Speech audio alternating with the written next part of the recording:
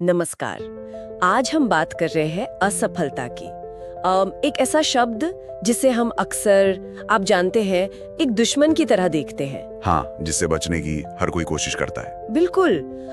लेकिन क्या हो अगर ये डर ही मतलब गलत हो?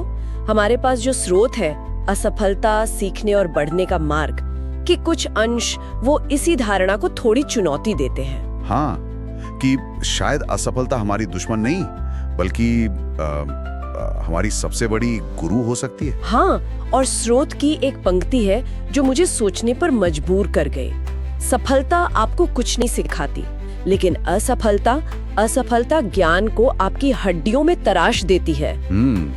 काफी दमदार पंक्ति है ना?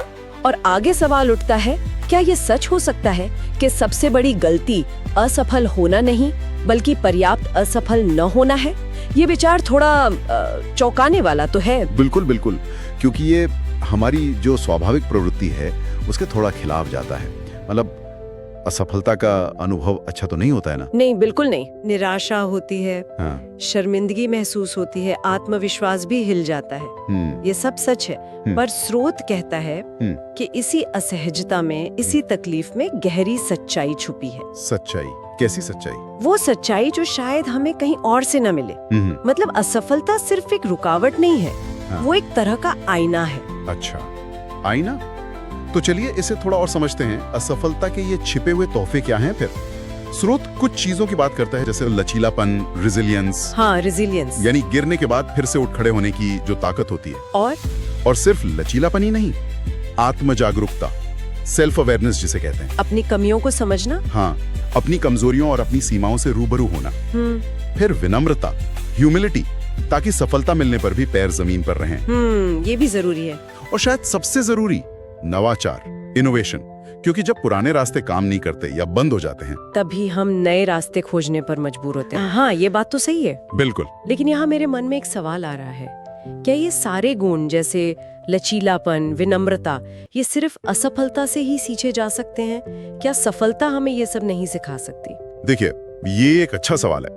स्रोत का तर्क ये है कि सफलता अक्सर बाहरी चीजों की पुष्टि करती है कि हाँ, ये तरीका काम कर गया। ओके। लेकिन असफलता वो हमें अंदर झांकने पर मजबूर करती है। वो पूछती है, क्यों काम नहीं किया, मुझ में क्या कमी थी, मेरी सोच में क्या गड़बड़ थी। अच्छा, तो ये ज्यादा गहरा विश्लेषण है। हाँ, ये सिर्फ आत्मविश्वास नहीं बढ़ाती, ये चरित्र का निर्माण करती है। और जैसा स्रोत कहता है, बिना असफलता के मिली सफलता थोड़ी नाजुक हो सकती है। नाजुक कैसे? उसमें वो गहराई, वो मजबूती नहीं होती जो ठोकरें खाकर आती है। अहंकार पैदा कर सकती है, लेकिन असली ताकत नहीं। अब सोचिए, किसी भी महान कलाकार, खिलाड़ी या उद्यमी की कहानी देख लें। हाँ, उनकी यात्रा असफलताओं से भरी होती है, अस्वीकृतियों से, मुश्किलों से, जोखिमों से भरी होती है। वो एकदम सीधी रेखा नहीं होती। ये बात तो है। हम अक्सर सफल लोगों को देखते हैं, पर उनके पीछे की जो कहानियां हैं, जो असफलताएं हैं, उन्हें भूल जाते हैं या नजरअंदाज कर देते हैं। सही कहा। पर स्रोत एक और बात कहता है कि असफलता का डर असल में असफलता का डर नहीं होता। हाँ, तो फिर किसका डर होता है? आलोचना का डर, मजाक उड़ाए जाने का डर, लोग क्या कहेंगे, कहीं हम पीछे ना रह जाएं, इस तरह का डर। हाँ, ये बात बिल्कुल सही है। ये सामाजिक डर ज्यादा होता है। लेकिन देखिए, स्रोत यहाँ एक बहुत जरूरी नुक्ता पेश करता है। क्या? कि जो लोग वाकई में आपसे बेहतर कर रहे हैं या जिन्होंने खुद ये सब झेला है, वो आपकी असफलता पर कभी हंसेंगे नहीं, बल्कि शायद उसका सम्मान करें। सम्मान? क्यों? क्योंकि वो जानते हैं कि मैदान में उतरने वाला ही गिरता है। जो सिर्फ दर्शक दीर्घा में बैठकर तमाशा देख रहे हैं, वो नहीं गिरते। वाह, ये तो बहुत अच्छी बात कही। मतलब असफलता एक तरह का बैज ऑफ ऑनर है। क्या आप कोशिश कर रहे हैं, आप खेल में शामिल हैं एक तरह से। हाँ, ये दिखाता है कि आप सिर्फ सुरक्षित किनारे पर नहीं बैठे हैं, आप कुछ करने की हिम्मत कर रहे हैं। ठीक है, तो हमने ये समझा कि असफल होना बुरा नहीं है बल्कि जरूरी है। पर सिर्फ असफल होते रहना तो ठीक नहीं, उससे सीखना ज्यादा जरूरी है ना? बिल्कुल, सीखना ही कुंजी है। तो स्रोत इसके लिए कोई तरीका सुझाता है कि समझदारी से असफल कैसे हुआ जाए? हाँ बिल्कुल, एक प्रक्रिया बताई गई है। 3 कदम है उसमें। पहला, चिंतन करें। चिंतन मतलब सोचें। हाँ, हर असफलता के बाद रुकें और सोचें, क्या गलत हुआ, क्यों हुआ, मैंने इससे क्या सबक सीखा। ठीक है, पहला कदम चिंतन। दूसरा? दूसरा, समायोजित करें, एडजस्ट करें।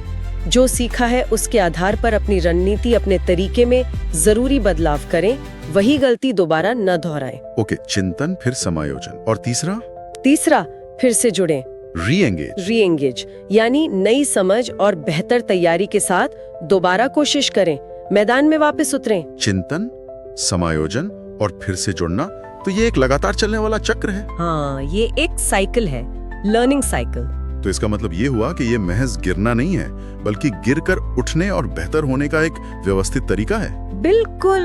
और जितनी बार कोई इस चक्र को पूरा करता है, वो उतना ही मजबूत, उतना ही लचीला बनता जाता है। वो रेजिलियंस जिसकी हमने शुरुआत में बात की थी। हाँ, वही रेजिलियंस, वो हवा में नहीं बनती, वो इसी प्रक्रिया से, इसी घर्षण से तराशी जाती है। हर बार जब आप गिरकर उठते हैं और कुछ सीखते हैं, तो आप पहले से थोड़े ज्यादा अजय बन जाते हैं। तो कुल मिलाकर स्रोत हमें असफलता को एक बिल्कुल नए नजरिए से देखने को कह रहा है। इसे एक अंत न समझें, बल्कि सीखने और विकसित होने का एक अनिवार्य, एक जरूरी हिस्सा माने। सही बात है। शायद अगली बार जब असफलता दरवाजा खटखड़ाए, तो भागने के बजाय दरवाजा खोलकर पूछना चाहिए कि तुम मुझे क्या सिखाने आई हो। हाँ, क्योंकि सच तो यही है कि ज्यादा बार असफल होने का मतलब है कि आप कोशिश कर रहे हैं, आप जीवित हैं, आप विकसित हो रहे हैं, और ये हमेशा परफेक्ट होने का दिखावा करने से कहीं ज्यादा शक्तिशाली है। बिल्कुल। और अंत में मुझे एक जापानी कहावत याद आ रही है। बताइए। 7 बार गिरो, 8वीं बार उठो। 7 बार गिरो, 8वीं बार उठो। हाँ, शायद यही आगे बढ़ने का असली मंत्र है। असफल हों, सीखें, उठें, दोहराएं, विकास इसी रास्ते पर मिलता है। बहुत खूब। तो ये थी हमारी आज की गहन चर्चा असफलता पर,